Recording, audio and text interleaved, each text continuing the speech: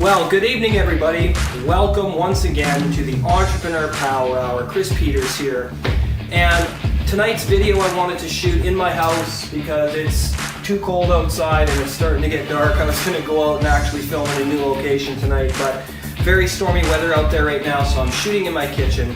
And the video I'm bringing to you guys tonight is a video thanking Mr. Gordon Tredgold of Entrepreneur.com for coming on our Blog Talk radio show. Thank you so much, Gordon. We really appreciated having you on there. And Gordon Tredgold is a contributor and article writer for Entrepreneur.com, the Huffington Post, Inc.com, and he's also been featured in Forbes magazine and Success magazine as well. Mr. Gordon Tredgold was very, very approachable when I asked him through an email to come and be on our Entrepreneur Power Hour Blog Talk radio show. And last night when he came on the video broadcast, he was such an awesome guy, very warm-hearted, very kind-hearted, and Mr. Gordon Tredgold definitely has the entrepreneurial spirit because he believes in giving back and helping as many people as possible achieve their dreams, as do we with us with the Entrepreneur Power Hour. Mr. Gordon Tredgold is also a famous author, and his newest book is titled Fast: 4 Principles that Every Business Needs to Drive Success and Achieve Results. Now, it was so easy to approach Mr. Tredgold through an email. I just emailed him and asked him to come on the show, and he came on with no hesitation. So it was really awesome to have him on there. He had a lot of positive insights, lots of knowledge to share with our viewers and our audience. And he just has such a great, kind heart and really cares about helping every business owner achieve their dreams, us included. So, Gordon, once again, thank you from the Entrepreneur Power Hour, from the bottom of our hearts. We love you. We hope to see you soon back on the show whenever you're free, whenever you get some time, or if you just want to talk on Skype with us, or you have some business ideas that would help us. Please feel free to get in touch with us, Gordon, and thank you once again for contributing to our content and being on the show with us. And the point I want to bring up is whoever contributes to your content or your business helps you out in life, make sure you give thanks to them. Make sure you do it with sincerity and be sure that you recognize them. Because the more you give, the more you receive. It's the law of cause and effect, and it's the oldest law in the universe. So I'm doing that right now by doing this video for Mr. Gordon Tredgold. Thank you so much, my friend. Look forward to building a solid, prosperous business relationship with you, my friend. Thank you very much. We'll see you guys on the Entrepreneur Power Hour. Take care, and always remember to give back and show appreciation to people that are important to you. Take care. Have a great night. Bye-bye.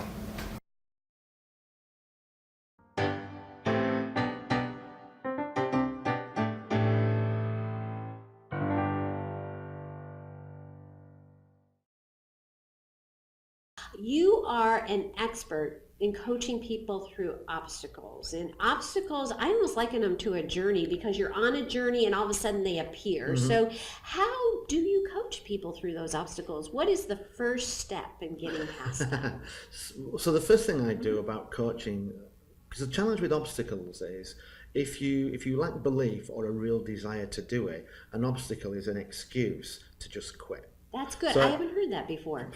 Yeah, well, I have an approach that I call AIM, which is about aspiration, inspiration, and motivation. And aspirations, do you want to do it? Yes. So it's like my diet.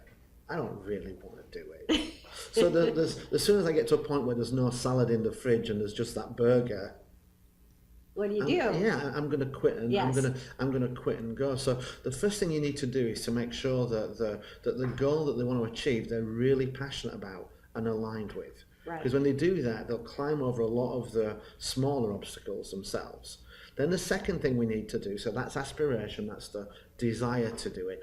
Then there's inspiration, and I do speaking as well, and people say, are you a motivational speaker? No, I'm an inspirational speaker, because inspiration is about giving people the belief that they can do it.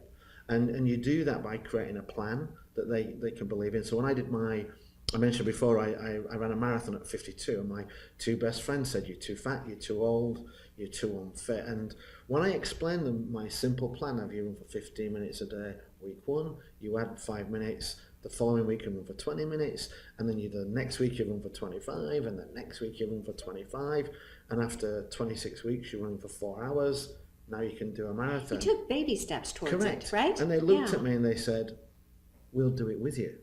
I didn't have to persuade them. That's They great. looked at the plan and they thought, yeah, that's doable. We'll do it with you. So you have to give people a plan, and also as well examples. So when I did that marathon, the example that got me through was a gentleman called Faruja Singh. Okay. He's 100 years old. He ran the London Marathon in 7.5 hours. Now, I'm too fat. Okay, he was thinner than I am, but 100 years old, he's certainly older than I am. And I'm 50. I was 52 at the time. Please don't tell me he's fitter than me at 100 years old. So there's two examples of, I'm not too old, I'm not too unfit. So now I've seen somebody who I think I could beat that's done it. I have a plan I believe in, and now those obstacles, they just shrink, they just get lower to the point that I can just climb over them. And that's what you need to do. And then the third part is motivation, and as a leader, when I lead teams, motivation is just me saying, good job, well done, yeah, keep going. Go on, you've got this. And it's just encouraging people to keep going. I love that. So it's aspiration, inspiration, and motivation. Yeah. Aim for success. Oh, I love that. And the king of amazing. simplicity. Right. It's almost like the forest for the trees, right? Yes. Because if you walk up to something that you want to do and you are looking at the entire project, it's intimidating. It makes you fearful. But if you take that one small